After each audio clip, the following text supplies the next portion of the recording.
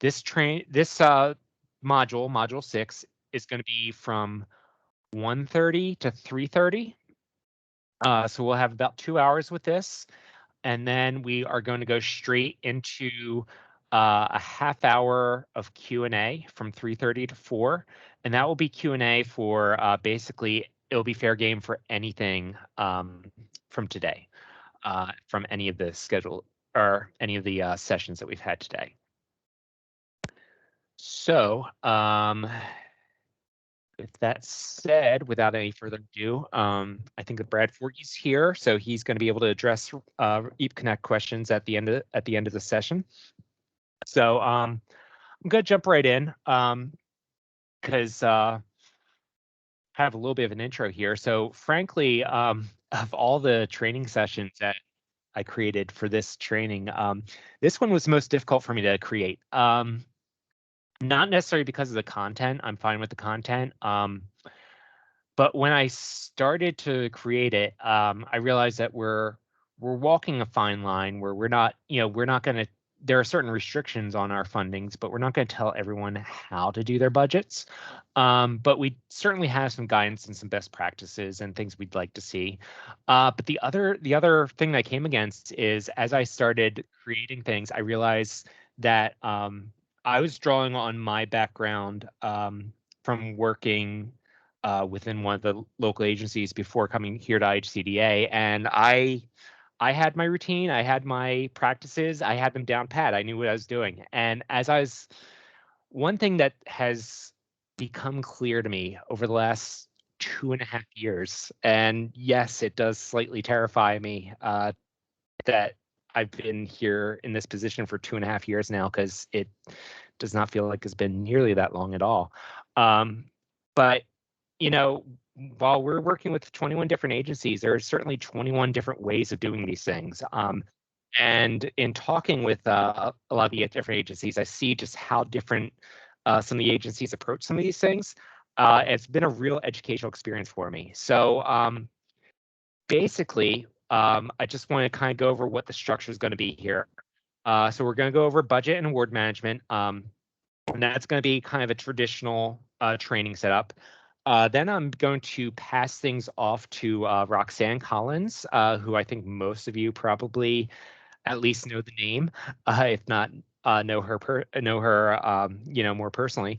But she works in our claims department. She's the one who approves a lot of your claims, and she's going to talk a little bit about some of the claims process and claims requirements and things like that.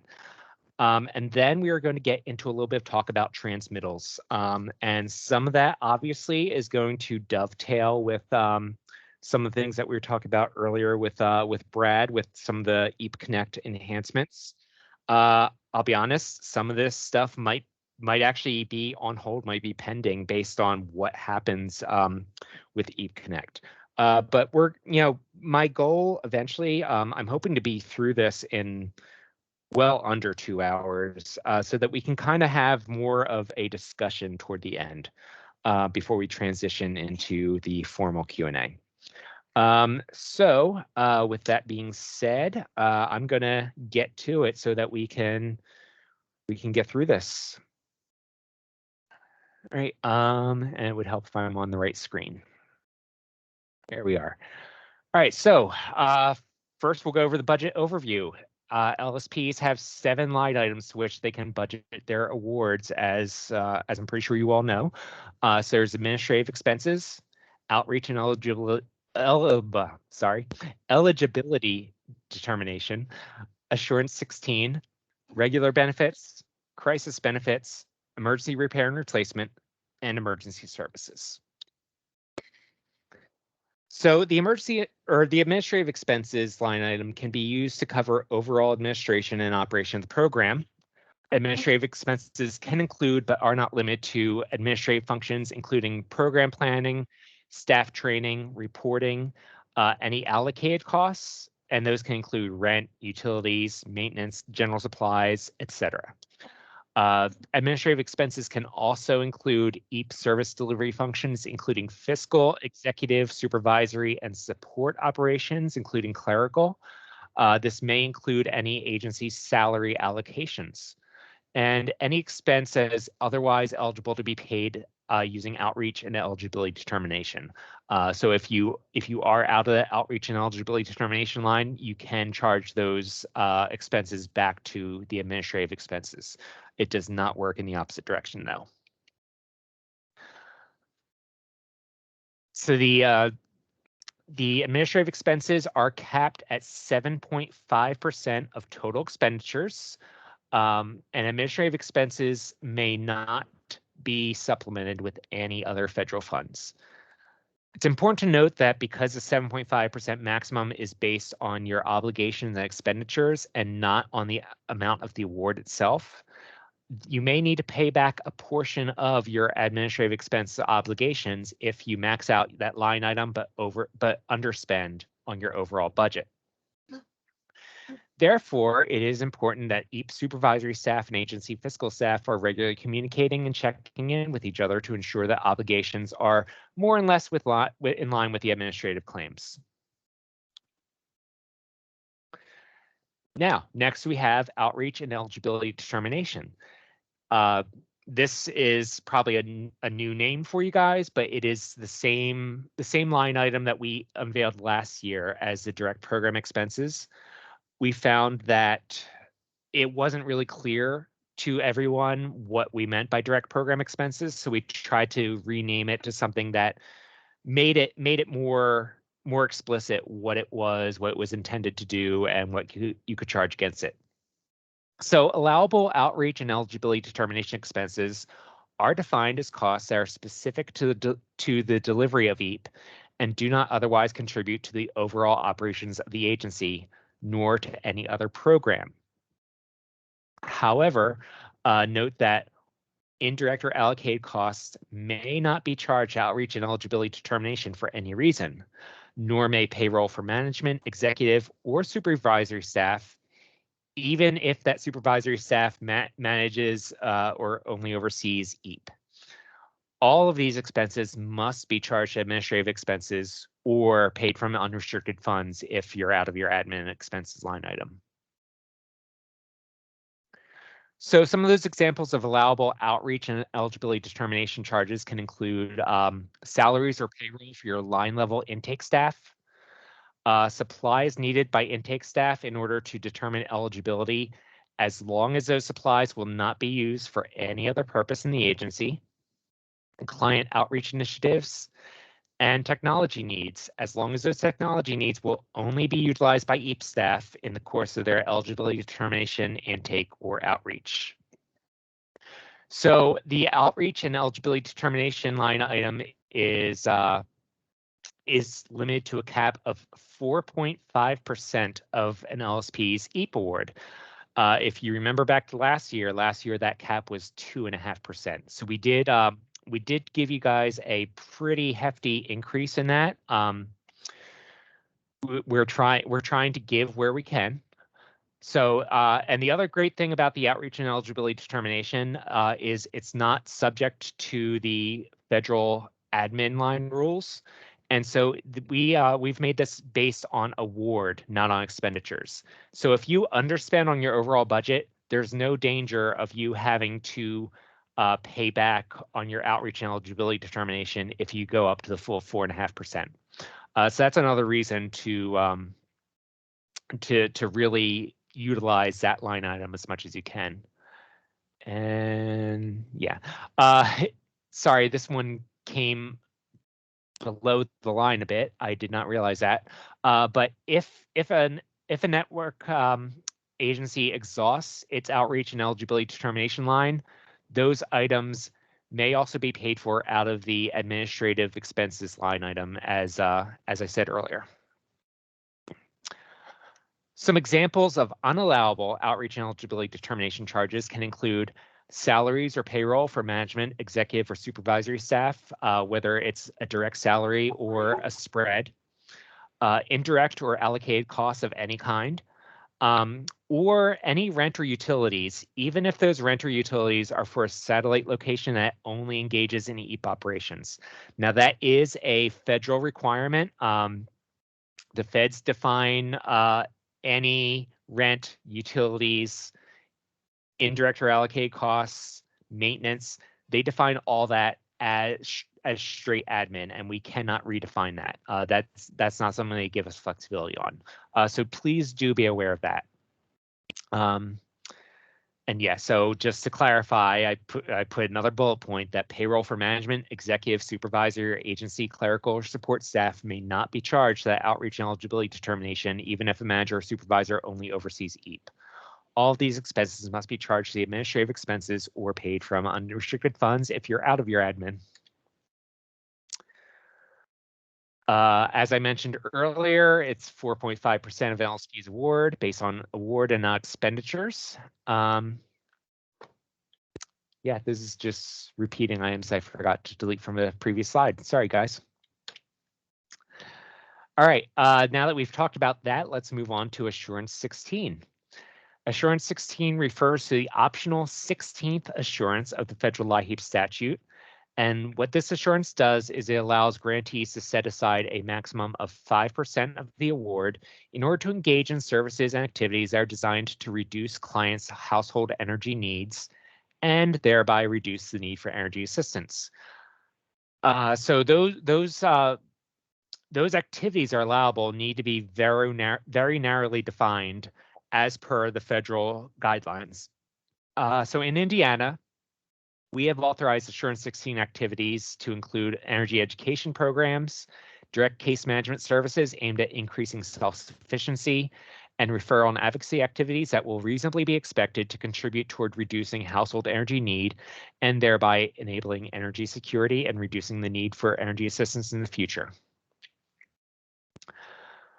So to that end, allowable Assurance 16 activities and charges, to be very specific, include needs assessments counseling, energy education workshops, family development casework, assisting client households in negotiating payment agreements, or providing kits that supply eligible households with supplies that help to reduce energy usage. And examples of items that might be included in these kits include LED light bulbs, faucet aerators, things like that. I've seen kind of tape up thermometers that help people determine where the best place to keep their thermostat is.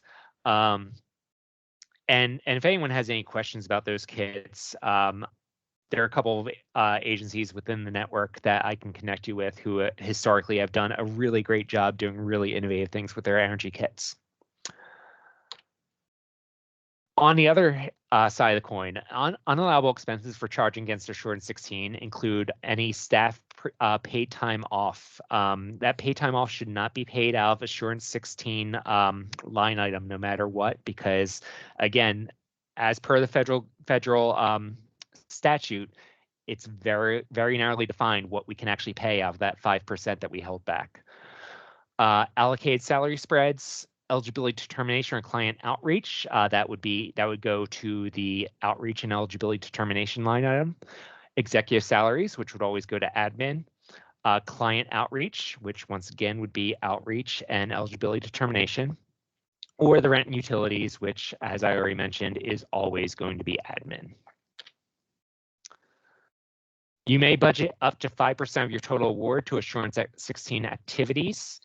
And just like with the outreach and eligibility determination, that 5% maximum does apply to your total award and is not tied to your obligations or expenditures. So as long as you are only submitting allowable activities and charges, there's no danger of any payback there. All right, benefits, regular and crisis benefits. So regular benefits are awarded based on matrix points that are worth $25 a piece. Plus, there's a flat rate $125 electric benefit. Crisis benefits, on the other hand, are variable because they're based on the exact amount needed for restoration or disconnection prevention. And just a reminder that all subgrantees are federally required to allocate at least 8% of their total award amount to that crisis benefit line through at least March 15th. We also have emergency benefits, which were unveiled probably about 5 years ago or so now. So subgrantees may budget up to 10% of your award between those two emergency benefits lines, and those are emergency repair and replace and emergency services. All networks are required to maintain funding in the emergency repair and replace line item through March 15th. We just want to be sure that those services are available to everyone in the state, regardless of where they live.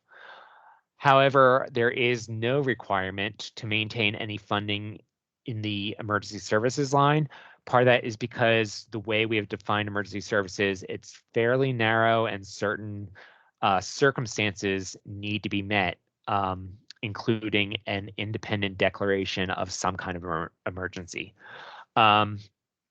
So there are definitely years that go by where we don't see an opportunity to have those emergency services lines being used.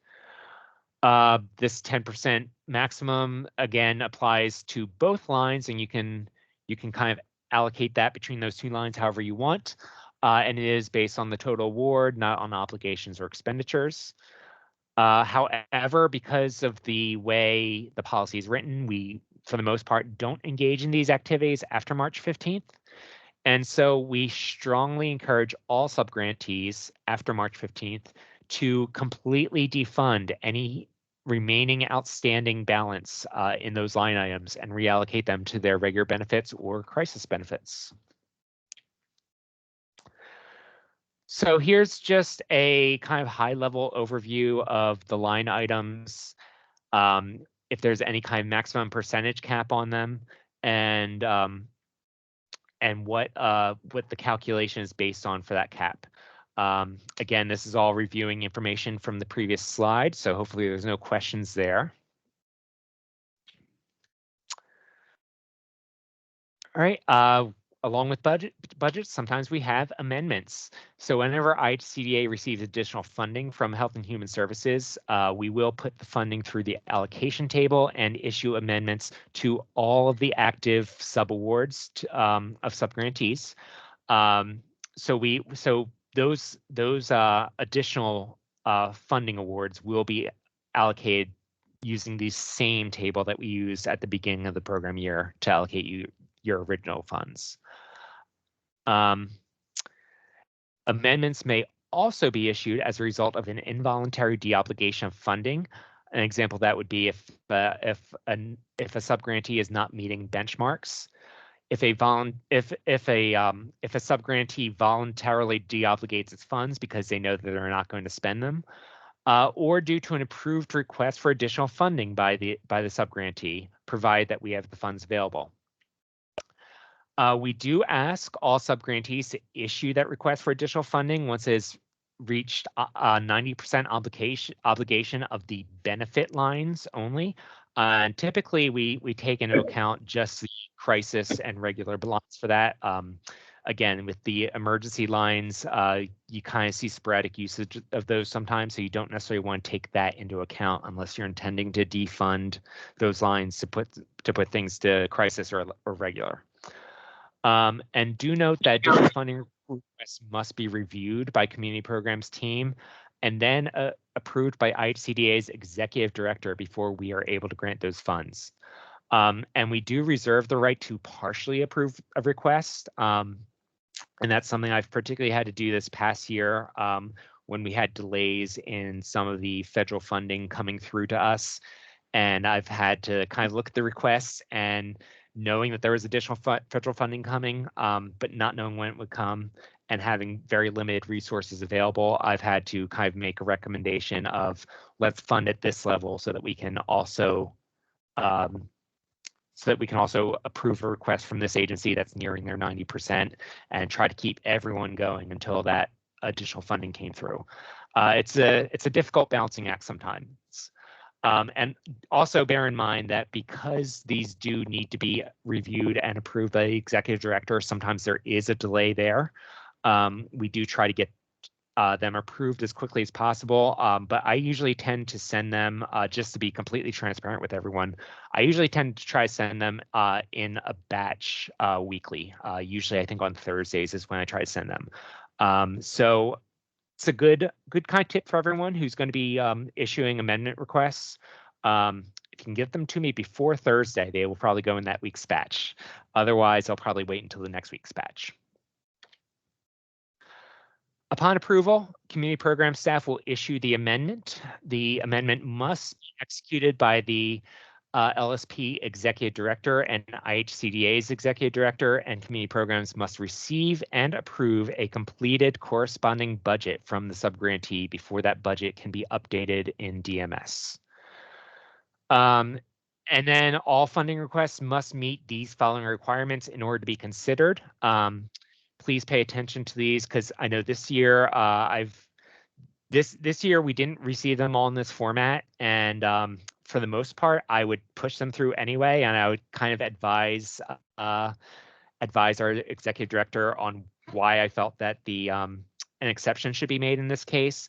But I think that the executive staff really does want to see all this information here. So a request for amendment must be submitted on the subgrantee's letterhead, must be signed by the executive director, and must enumerate the estimated number of clients to be served with this amendment, with this proposed amendment, including a summary of existing appointments scheduled or outstanding mail-in applications that they have on hand, the average benefit per client so far for the program year, the estimated amount of funds that will be used on the administrative line item, the total amount of funds that you are requesting, and then the estimated length of times that the requested funds would cover. So it's a fairly comprehensive, in-depth request. Again, I have managed to push some through, especially with everything going on with the pandemic this year. But my sense is that Jake is really going to want to see this information return to all of the requests. So please do be mindful of that. In addition to amendments, we have budget modifications. Budget modifications may be submitted at any time without a corresponding amendment. Budget modifications must only be signed by the LSP EAP manager or designee. It doesn't have to be the executive director. And if you are going to have a designee instead of the EAP manager that's on record, just make sure that we have a list of authorized designees on file.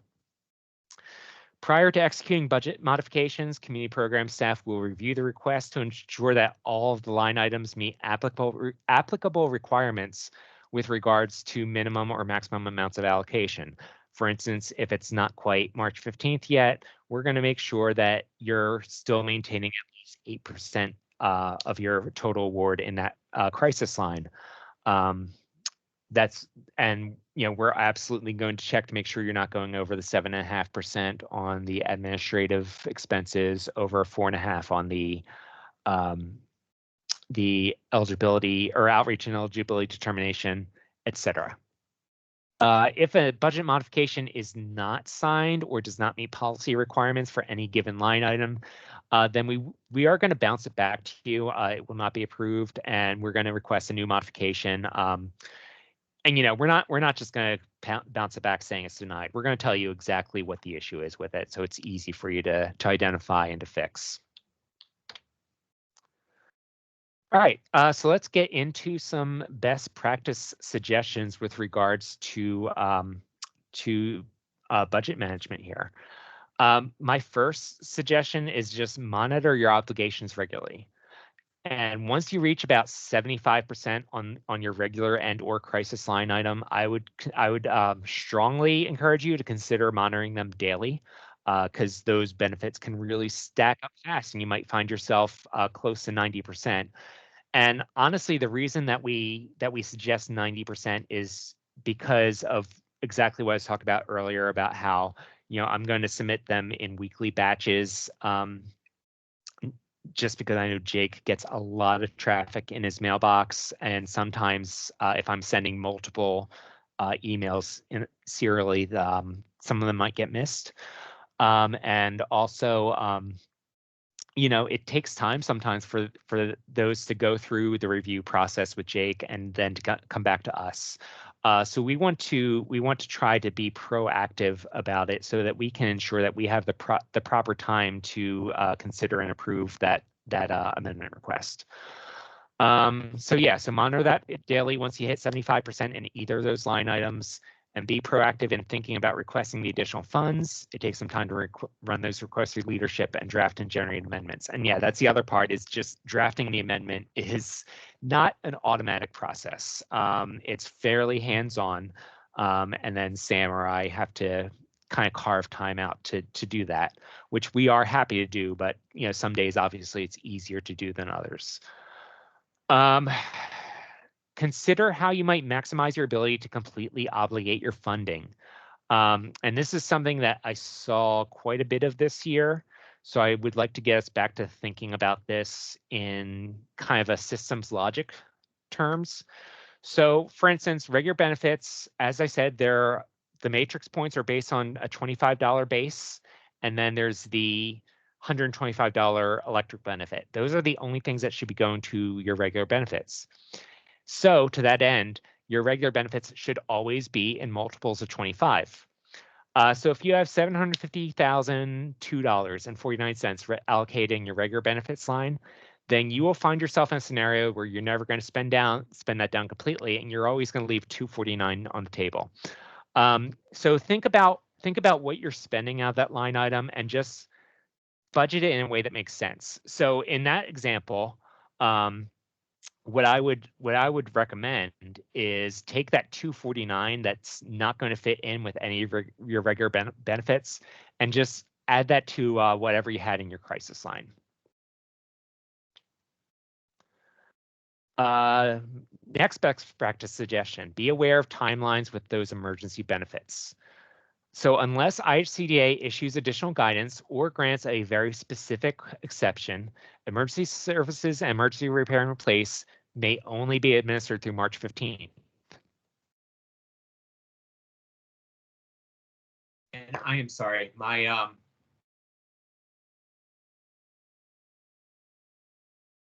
1 minute.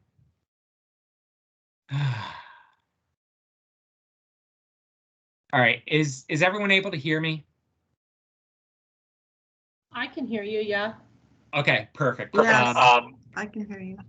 My headset battery just died, so I Oh no. I just want to make sure that properly moved over to the computer microphone.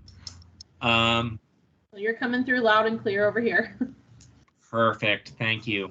No problem. Let me see if I can get this back up the way it was. Okay. Great. Sorry about that, everyone. So I think where I was if you keep funds in those emergency benefits line items after March 15th, then they are essentially unusable and will prevent you from reaching peak efficiency in your administrative funds. They may impact your administrative expenses cap. And those are funds that could be put towards regular crisis benefits. And so we strongly recommend submitting a budget modification after March 15th to move all excess funds out of those line items and into the regular benefits or crisis benefits after March 15th. Do note that with the emergency repair and replace, our policy allows that as long as the process has started by March 15th, you may complete that process. And so if you have any jobs in progress that have not quite finished out yet and are still pending, you should at least have estimates on those. So you can kind of take that estimate and set those funds aside and just deobligate everything else from that line item after March 15th. Next suggestion, look at your LSP's track record on obligations. So take a hard look at your history the past few years with regard to how closely you've been able to spend your entire obligation. And once again, I'm sorry that this went down into the margin. I did not notice that when I was formatting these. So if you find that you have consistently not expended your entire award during the course of a year, you might want to consider taking that into account when determining your administrative allocation. Remember that line item is based on total expenditures rather than award. And if you underspend your award but max out on your admin line, then you may need to pay back a portion to IHCDA.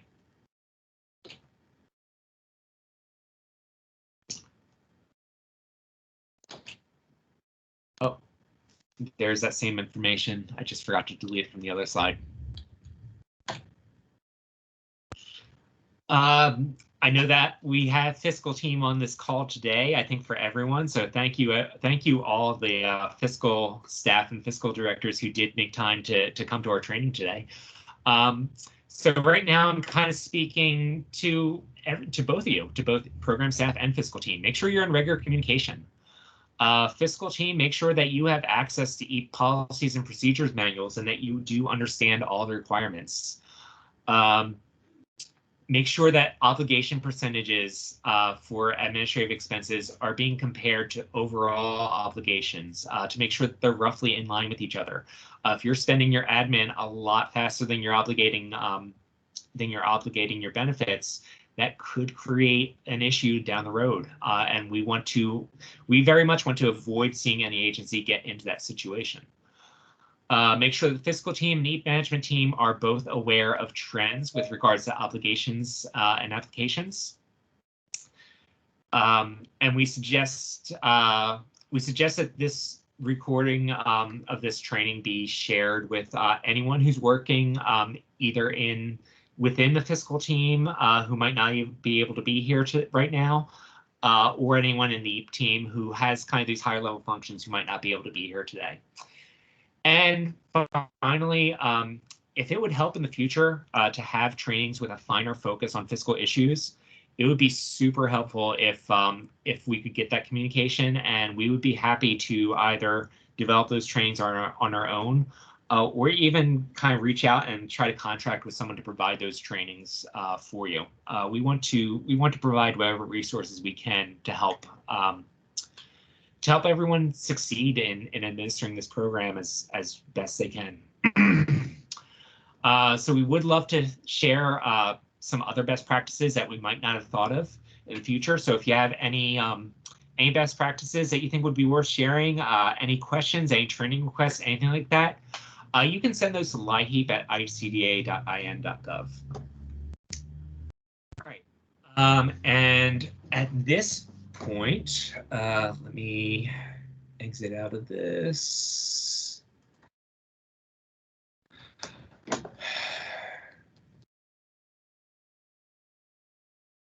So at this point, what I'm going to do is I'm going to pass it off to Roxanne. Roxanne has a few things that she wanted to talk about on behalf of herself and Lisa Ditchley, having to do with claims. And then once Roxanne is done, we're going to come back to me and I will talk about transmittals. Okay. So Roxanne, if you're ready. I am. Thank you. Thank you. Hello, everyone. I just wanted to go over something that I have put together for you guys. You've probably seen this for a couple of other awards that I review, but this will be the first time I've been able to present for EAP. But I've created a claims requirement sheet that you can save to your desktop. You can put it on the wall whenever you go to do your claims. This is going to be very helpful for you. I'm going to pull that up so you can see it. If anyone has any trouble seeing it, please let me know. Let's see here. I think, do you have me in presentation mode? I think that has to be done before. So I got it. Okay. I was going to say, I think I have you as a presenter. Okay. There you are you able to see the program year 2022 IHCDA, EAP, and EAP ARPA grantee claim requirement sheet? So is everybody? We can see it. It's very small. It's showing both pages at once. Small. Okay. So let's do. How about that? Is that better? Getting there. Better. I think that's good for me, as long as it's good for everyone else. Okay. Okay, so with these claim requirement sheets, my goal here was to kind of help you as you're putting your claims together before you submit it, to prevent any delays with your claims because there's errors or missing documentation. The first part of this just basically outlines the items that you should have in a claim receipt, which is automatically created when you submit, the budget summary, your general ledger of charges, and supporting documentation. There, for regular EAP, you have eligibility admin, assurance 16, emergency repair and replace, outreach, and eligibility determination. For EAP ARPA claims, you're going to have eligibility admin, outreach, and eligibility determination. I got that correct, right, Thomas? I didn't miss anything? Sorry, trying to get to unmute. Yeah, It's okay. I think that's good. Okay, so I just want to point out, because this is something that has been missed in the past, especially when we have new staff that come along. Regular and crisis assistance, that should never ever be claimed within a grantee payment claim. It's always within a third party payment claim. If you have any questions on that, feel free to call me and we'll get you directed in to the process that you need to be doing. But we should never be claiming regular and crisis assistance within a regular grantee payment claim. Scroll on down here to required supporting documentation. This is going to be the same for regular EAP and EAP ARPA. There should be no difference in that. Payroll documentation is always required. If you're claiming any type of wages, there should be payroll documentation. The original vendor invoice is required for charges of $1,000 or more. Employer charges, any employer charges that do not appear on any payroll documentation or pay stubs, whichever you provide. If they're over $1,000, then there should be documentation to support those charges. The original vendor invoice is also required for any charge that is over $1,000 and is actually titled in any of these: a credit card company or a bank, if they're titled as reimbursement charges or reimbursement charges in the name of a person, petty cash, mileage, legal fees, advertisement, miscellaneous.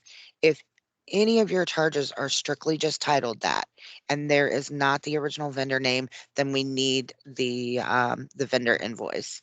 I will tell you, when it comes to mileage reports are exactly what we need. They just need to we need to make sure that the reimbursement totals are listed on there so that we can see that mileage report is matching up with that dollar amount. If you have multiple locations and rent amounts are showing to be the same, multiple charges of the same name, the same charge, we probably need to see invoices for that just to verify there's not some sort of an error there, that those are definitely separate charges. I know there's been questions about that, but it's basically just to make sure that we don't have an error going on there. But if the charge is less than $1,000 and the original vendor name is listed within the ledger line item, the vendor invoice is not required. Please keep that in mind. That makes things so much less complicated if the original vendor name is listed within the ledger. We go down here to page 2. There are some additional required supporting documentation. Vehicle, equipment, or electronic charges for $5,000 or more, meaning each item is $5,000 or more. The original vendor invoice is required, and a pre-approval letter or email from an authorized IHCDA person, that's going to be Thomas. It needs to be uploaded with the claim. That tells me, okay, Roxanne, I've given approval for them to claim this charge. So please make sure that you upload that with the claim anytime that you have an individual charge of $5,000 or more. Assurance 16 charges. This is something that's come up here quite a bit lately. And I want to point that out. Payroll documentation is always required, but when it comes to Assurance 16 payroll, it is definitely required that we have a breakdown of that time. They want to see that there is no paid time off being claimed within Assurance 16.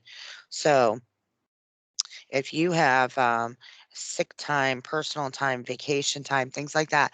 They cannot be claimed under Assurance 16.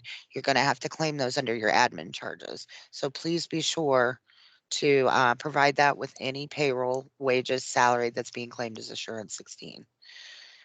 Also to energy education charges. I'm not really sure what's going on here. It's happened a couple of times, but somebody, I believe, was to the understanding that you can provide the first page and the last page of all participants. That is not correct. The entire list of your participants for the energy education that you are claiming must be listed. Every single page. And I know sometimes that can be a lot, but it is a requirement. Emergency repair and replace.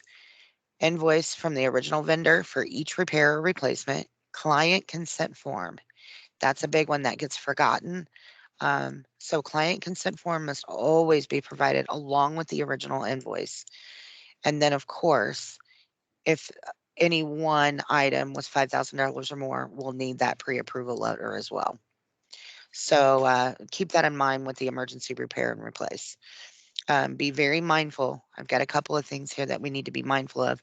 Only provide charges in your ledger that you are currently claiming. If you provide several charges, but you're only claiming half of that, we still have to follow the guidelines as far as documentation because we don't know which charges you're claiming and which you're not. So if they are listed on there, we have to have the documentation for those charges. Only supply the required supporting documentation and try to keep those claims under $100,000. If they are $100,000 or more, it's requested that I take that claim, I forward it over to Thomas, and I let him review it as like a second look at it because it is such a high dollar amount. When I have to do that, it can sometimes delay your reimbursement, and we don't want that. Maybe if Thomas is busy and has things going on, he might not be able to get to that claim right away to review it.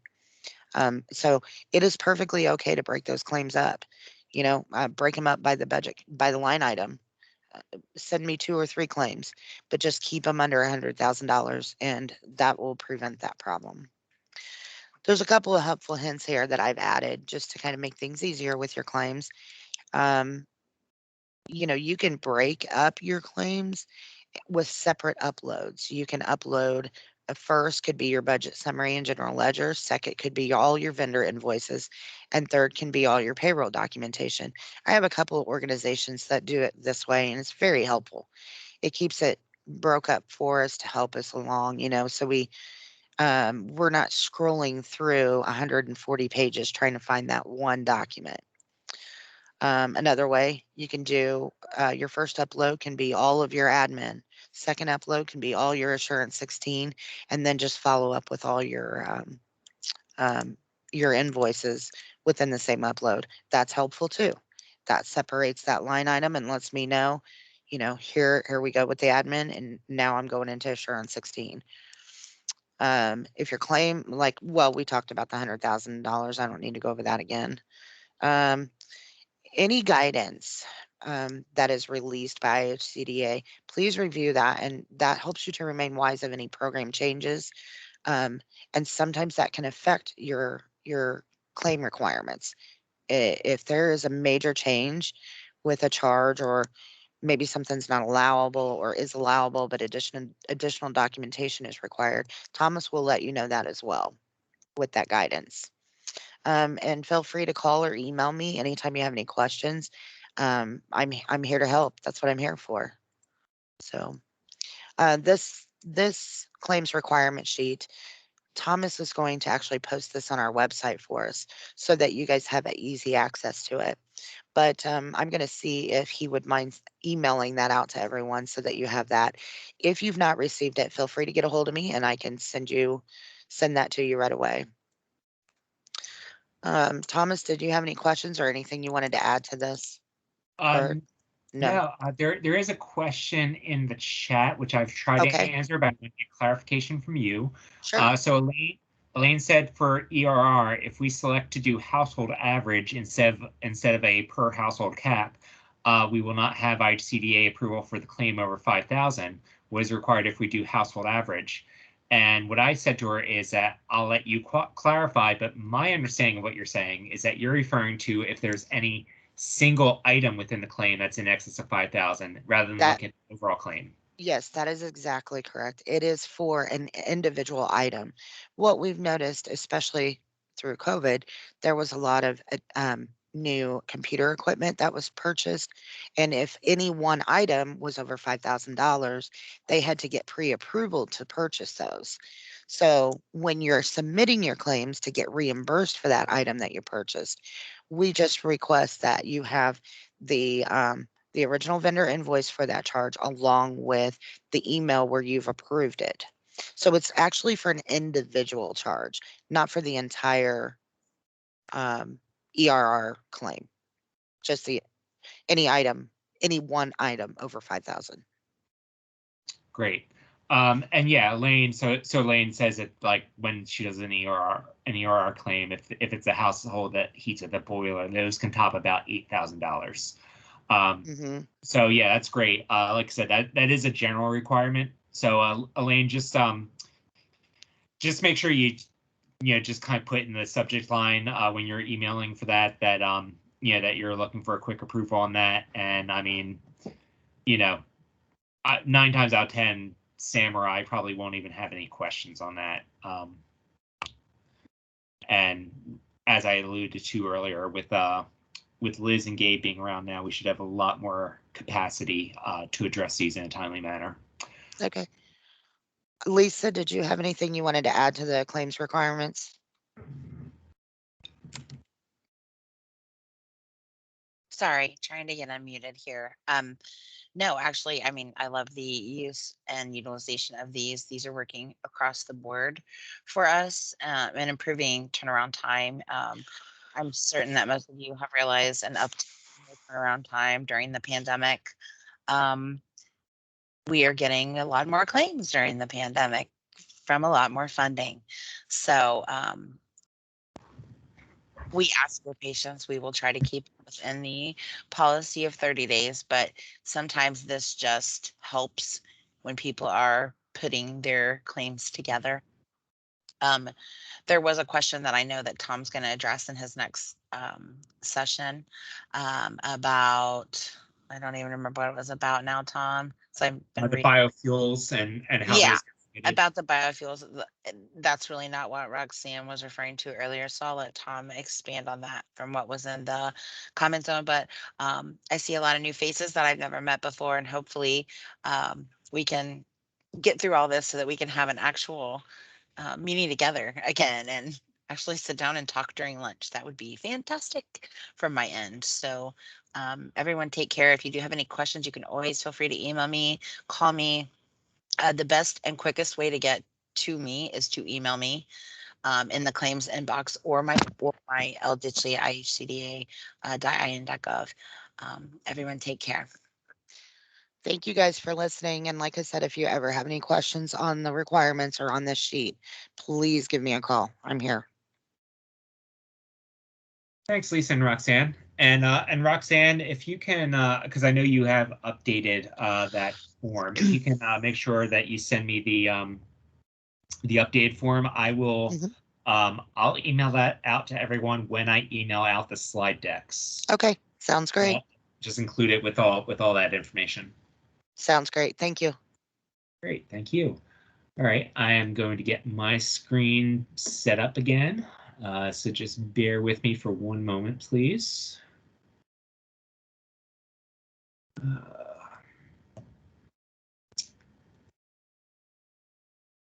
All right, so now we are going to talk a little bit about transmittals, and we will kind of take from here and use this as a jumping point into probably more of an interactive discussion than necessarily training, just because, again, I know there are probably 21 different ways of doing this.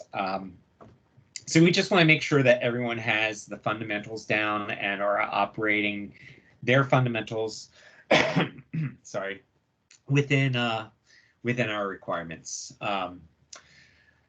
So transmittals are the official written or electronic notification to the vendor that we are committing to send a specific amount to a vendor. Language in our MOA authorizes the vendors to accept the transmittal from you as a subgrantee as being a binding agreement to pay, in spite of the fact that their MOA actually exists between them and IHCDA rather than with you.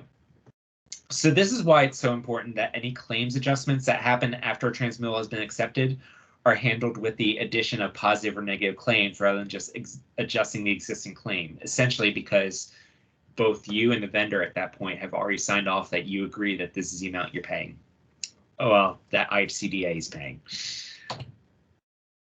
So there are several components that comprise a transmittal. There is the transmittal report. So that's the detailed report with all of the customer information on it. The transmittal signature sheet, the electronic data interchange, or EDI. You're often going to refer to that usually as an electronic transmittal. The overpayment remittance sheet for transmittals that contain a negative claim. Do note that this must be sent to the vendor with any overpayment transmittals. I know that that's a piece that can easily be missed. I am not quite certain of how it functions currently in EAP Connect. I know when we had RIA, when we were using RIA, it would generate those overpayment remittance sheets, but would not actually save a copy. I would have to manually save a copy when I wanted to send that. So do be cognizant of that. And then there's the direct payment spreadsheet for transmittals that contain any direct payment claims only. You're typically not necessarily going to see that. It kind of happens behind the scenes, but that is part of that transmittal regardless. So as I kind of alluded to, 21 different agencies, probably 21 different ways of handling the transmittal process. So one of the things that I've become aware of is that even who runs the transmittals can differ from agency to agency. When I was at SCAP, I did the transmittals completely by myself, and I kind of assumed that's how it worked. But I've learned since that some agencies run transmittals completely through program staff. Some run them completely through the fiscal office, and there are some agencies who have a collaborative process. Although the collaborative process is probably the most secure in terms of having checks and balances on obligation levels and both the potential for human error and fraud, waste, and abuse, do note that there's nothing inherently wrong with any of these methods. Agencies who run transmittals solely out of their program staff or solely out of their fiscal office, however, should be sure that they have additional communications and corrective procedures in place and that each part knows and understands the other component's role in the process. And so we're going to go over the main thrust of this process. Once again, any one of these steps might look different in your agency compared to another agency, but I think the fundamentals are all the same. So the first step, at least every other week, but preferably weekly at minimum, open claims within EAP Connect are going to be pulled into a transmittal. This transmittal will be sorted by vendor and by funding source. So each transmittal will consist of a list of accounts, information about each account, the benefit amount being pledged to each account, total number of pledges on the transmittal, and an aggregate total of the pledge funding, as well as identifying information for both the vendor and the agency, and the transmittal number or batch number. That transmittal number that I just referred to is going to be, I believe, a 12-digit number that typically is, until we reach a lot more transmittals, it's going to begin with 150000 followed by another 6-number sequence. So the example out there is 150000364894. I have not run that to see if that actually corresponds to an actual transmittal that exists yet. As generally, it's generated sequentially based on the number of transmittals that are created network-wide. So if Area 5 generates a transmittal and it's that 364894, And then right after that, Real Services generates another transmittal.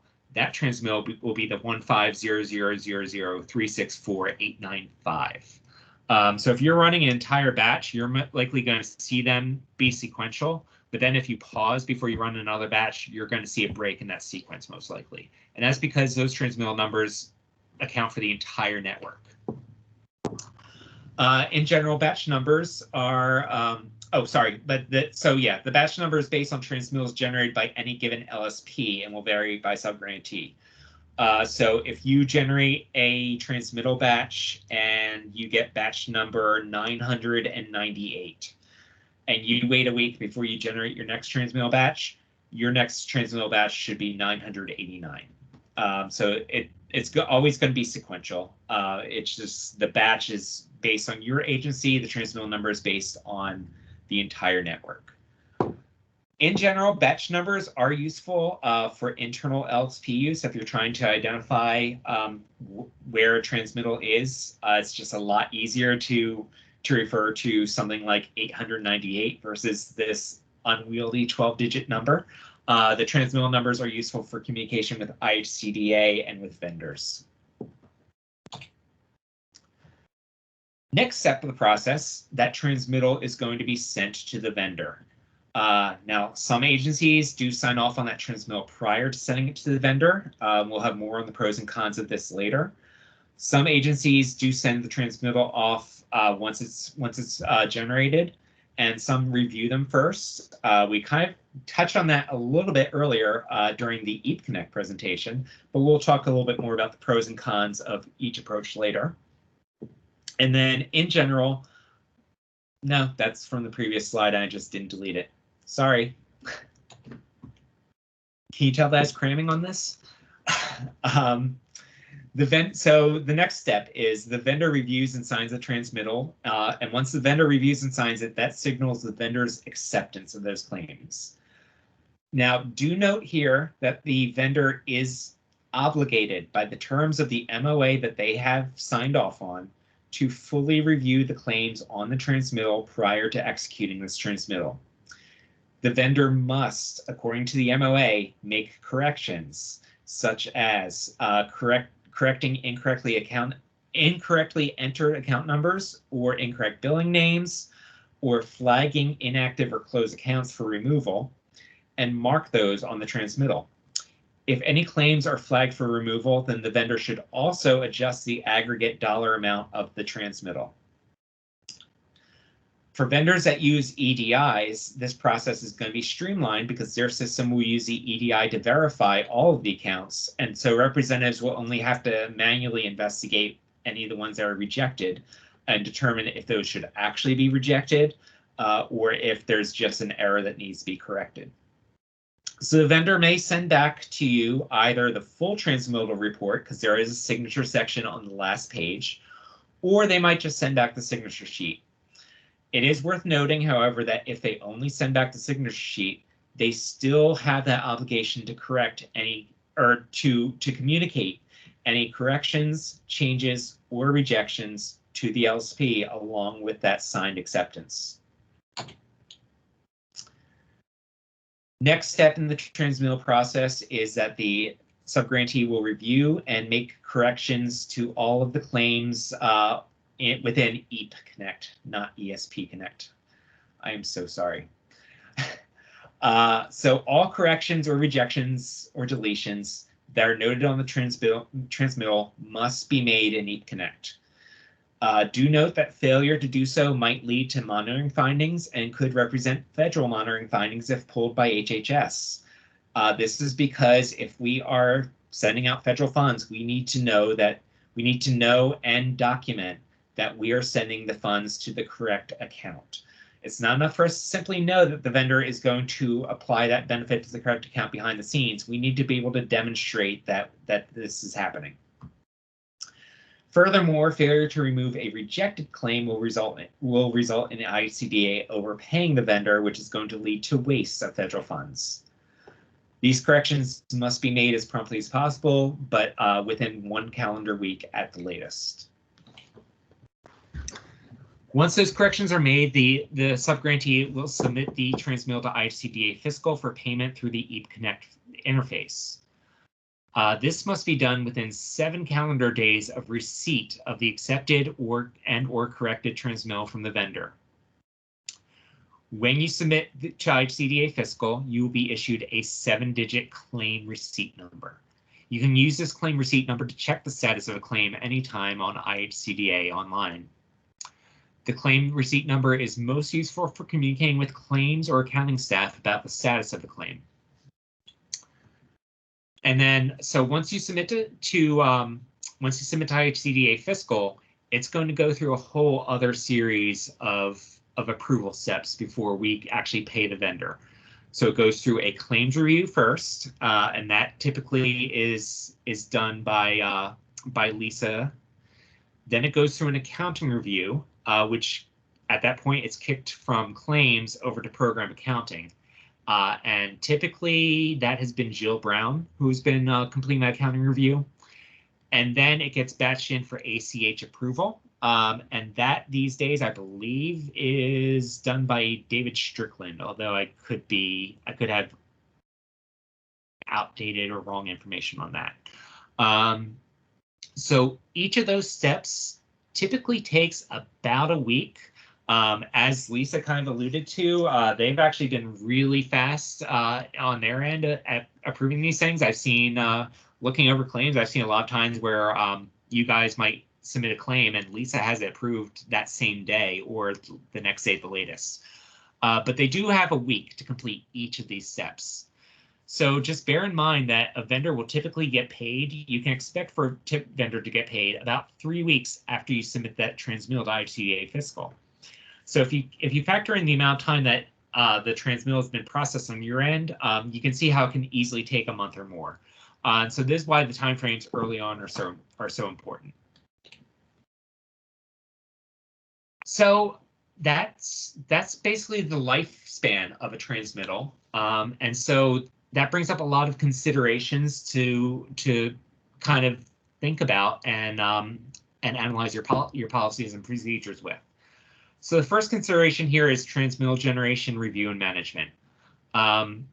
So something to think about as you look at this transmittal lifespan is, are the transmittals being grouped by funding program, for instance, regular versus crisis?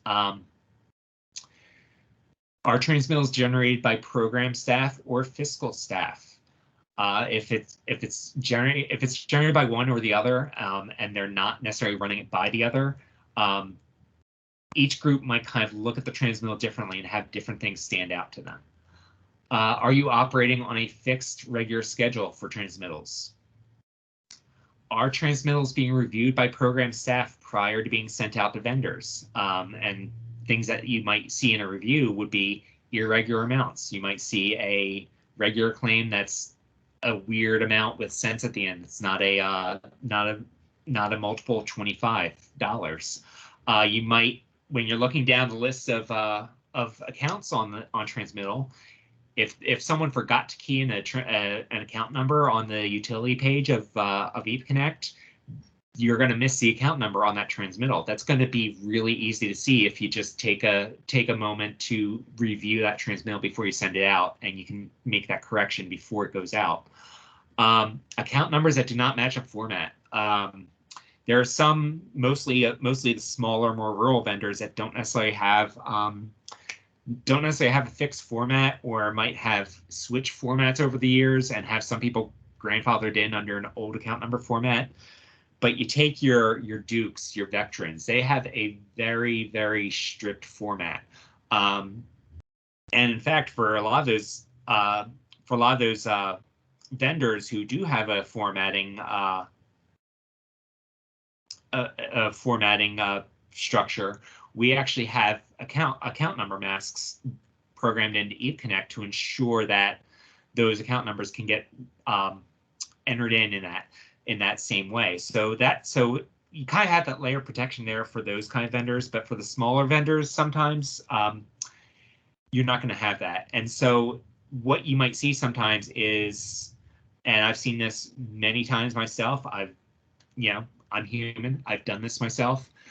sometimes you will look at a transmittal and you'll see all the account numbers in a particular format, and then you'll see one in a completely different format. Maybe this one has letters, actually has words in the account number, whereas all the other ones are just a string of 8 numbers.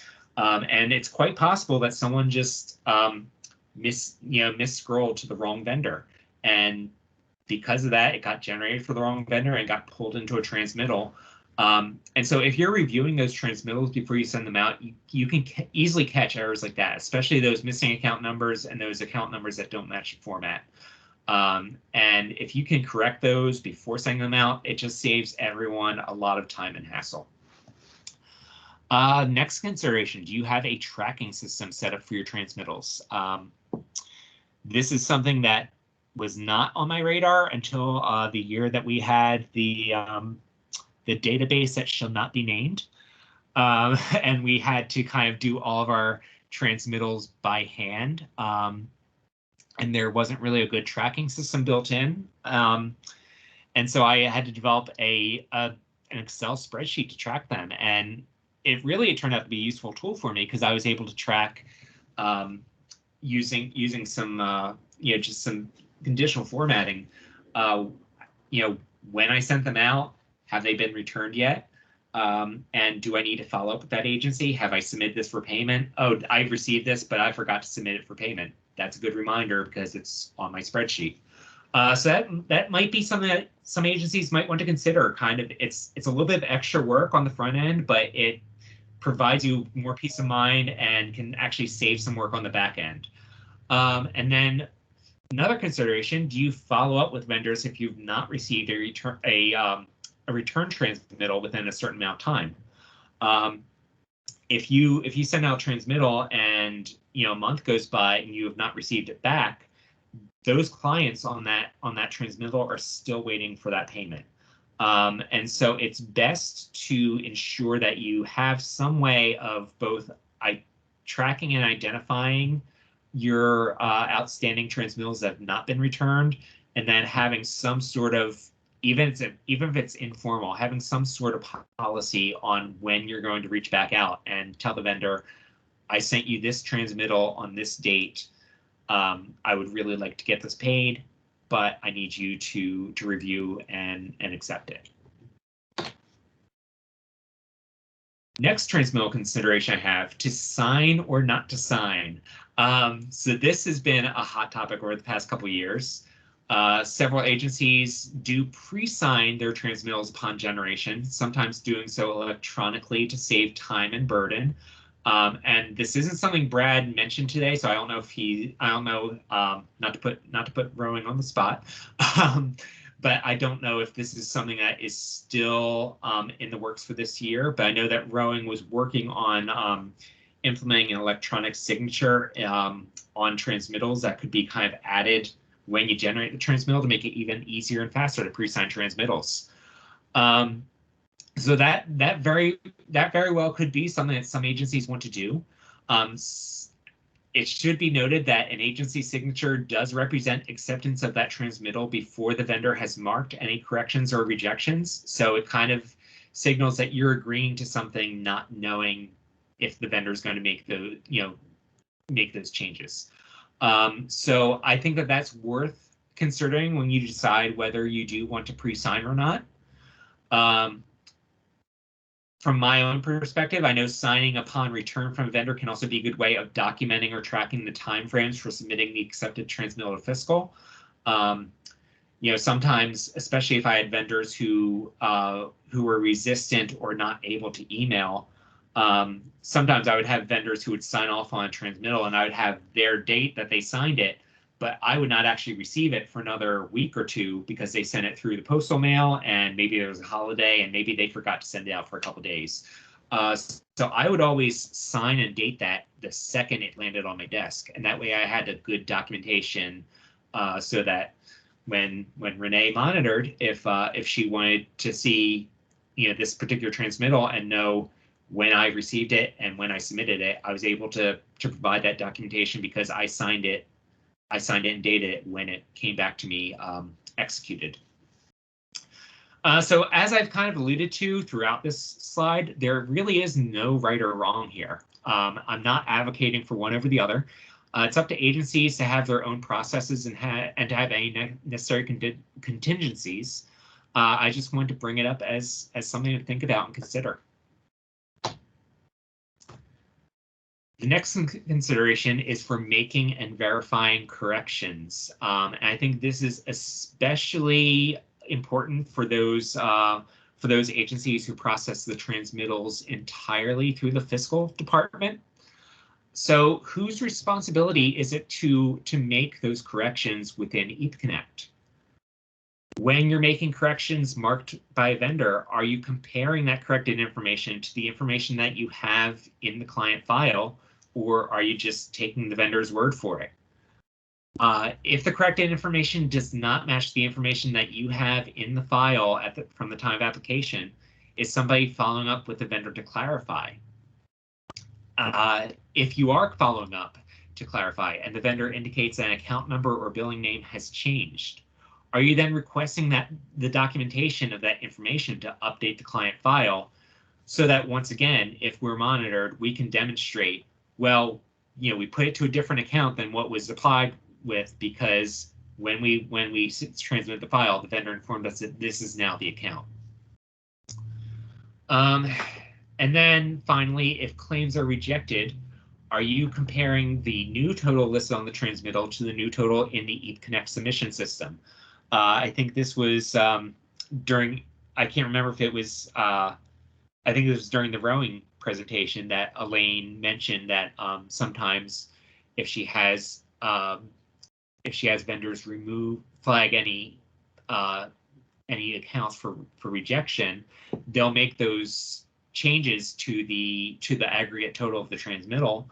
But sometimes when she removes the claims, they don't necessarily match up.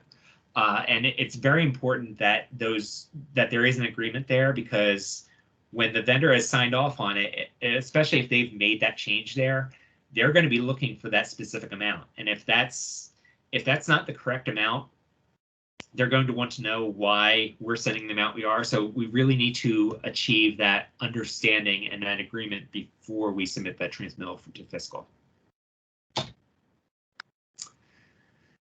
And collaboration between program and fiscal, which has been sort of the thrust of a lot of this all along. In order to be as successful as possible, program staff and fiscal staff should be in lockstep. By knowing what's going on in each other's world and the role that each plays in this process, more informed discussions about issues such as realistic administrative expenses limits and proper billing of Assurance 16 can be had more productively. And just a reminder, program staff can always view full budget details, including pending claims, through IHCDA Online, as long as you have a login. And I do believe that view-only logins are available. I'm pretty sure that IHCDA Online has a pretty robust system of different permissions that can be assigned.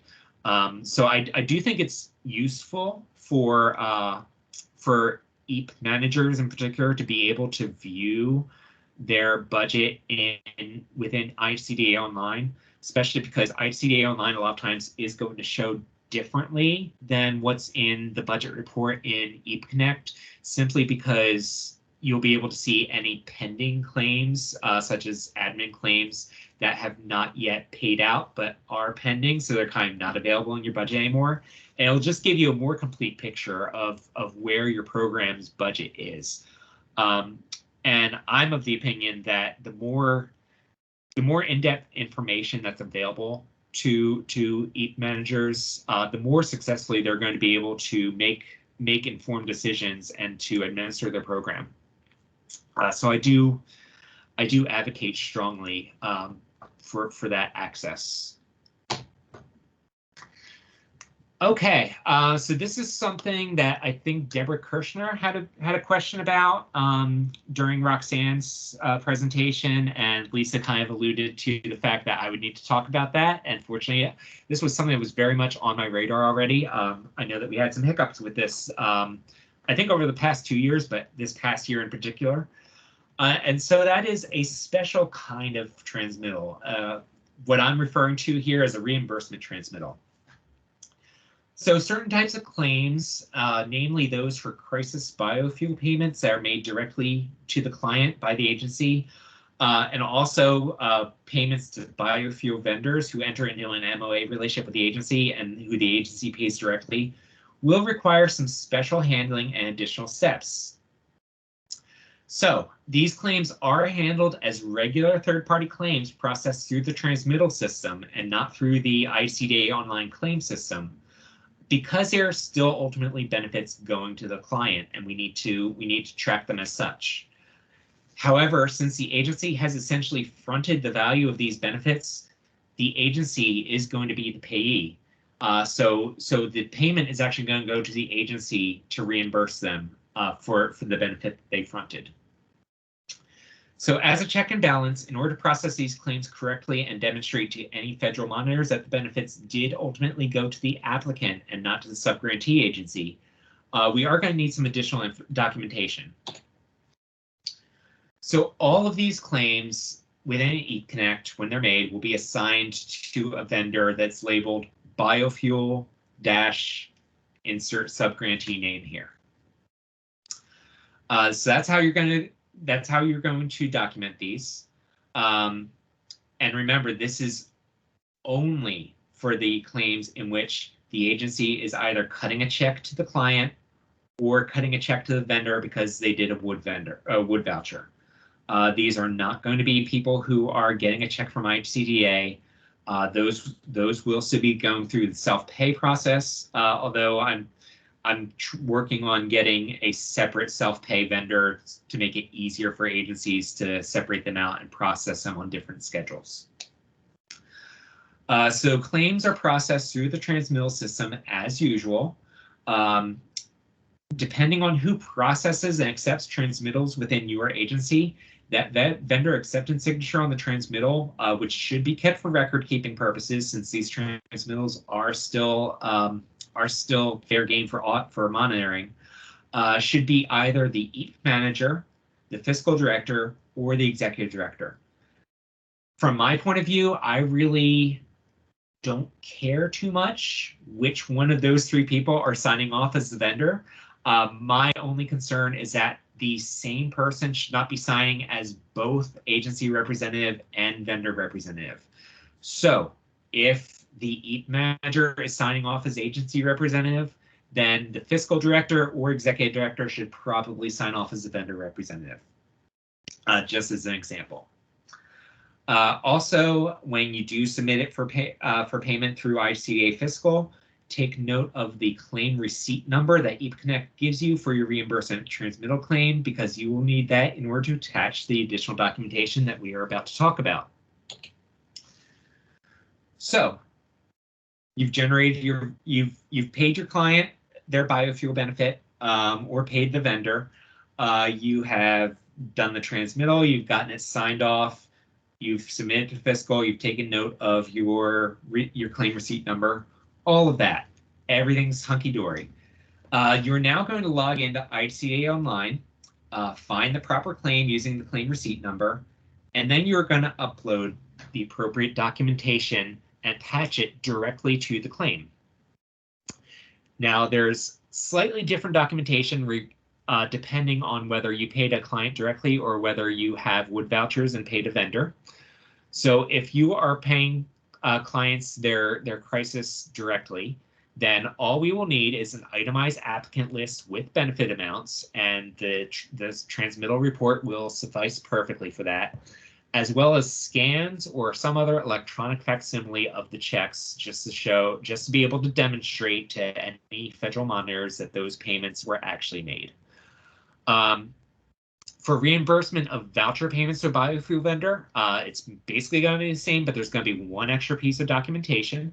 So you're still going to want that itemized applicant list with benefit amounts. That could be the transmittal report. That's probably the easiest way of documenting that.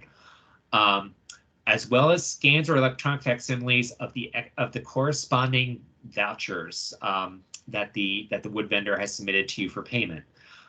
And then again, a scan or electronic facsimile of the actual payment made to the biofuel vendor.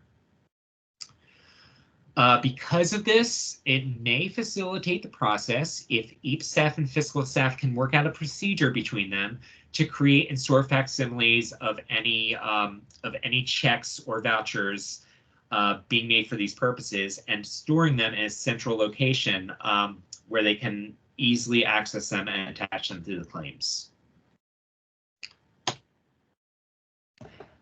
All right, so that's kind of all that I had prepared as far as prepared content.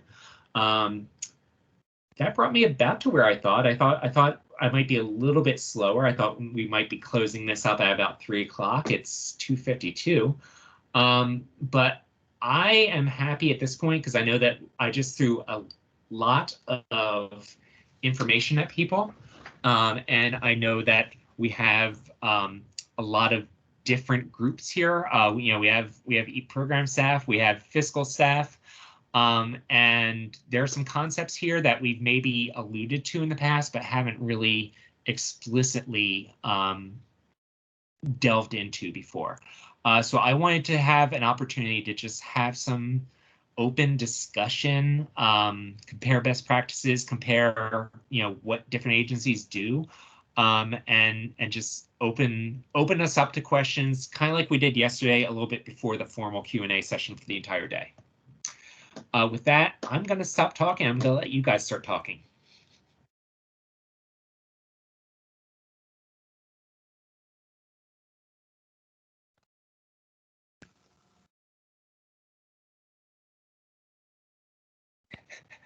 Okay, I'll start. So I do see something in the chat from Ingrid. Oh, and another one just popped up, so I'll get to that one after Ingrid's. So Ingrid says that we should probably stress that with the vendors to make corrections on transmittals before they return them. There are vendors who just sign and then return funds to ICDA after they get the money. Yeah, Ingrid, I'm very, very much aware of that. Again, that's something that has been an MOA requirement forever. And there are some agents, or there are some vendors rather, who do a really good job with that. And there are some vendors who, like you said, they just kind of take the path of least resistance, and then it takes so much more work and energy to return them on the back end. So that absolutely is going to be part of our messaging during these during the vendor webinar that we're going to be holding. And we will stress that. And once again, just to put another reminder out there, I will be keeping the network informed about when those are going to happen, so that hopefully everyone can kind of get on the horn with any vendors that you have good relationships with, and maybe even some of the vendors that you have not so good relationships with, and please encourage them to attend. Lori Dunwoody, what is the report name in ICD Online for the amounts that are allocated?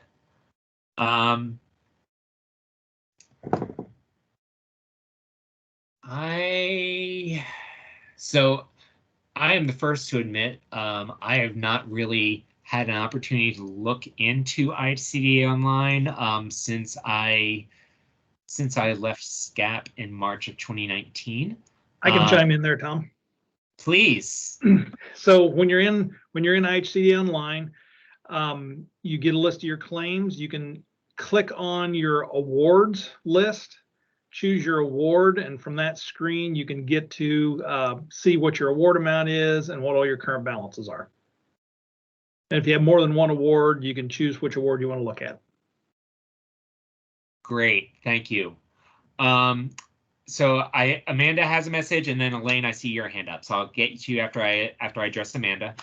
So Amanda says that she has not received any type of login for IHCD Online since her predecessor retired in May of 2020. So my understanding is that, and again, this is my understanding, is that access is granted by either executive director or fiscal director at each agency. I don't know that we necessarily have. I can help you. Oh, Lisa can help you. I can help you. Okay, so we do encourage, we've seen this